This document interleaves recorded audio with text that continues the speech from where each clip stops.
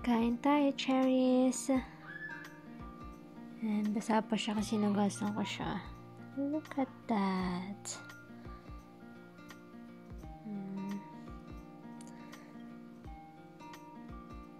Wow, ganda. Kain tayo. Ayan.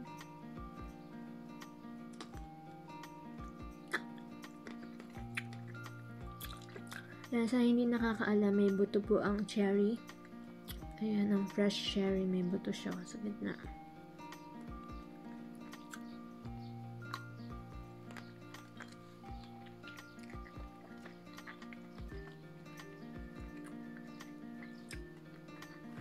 Ito siya, oh.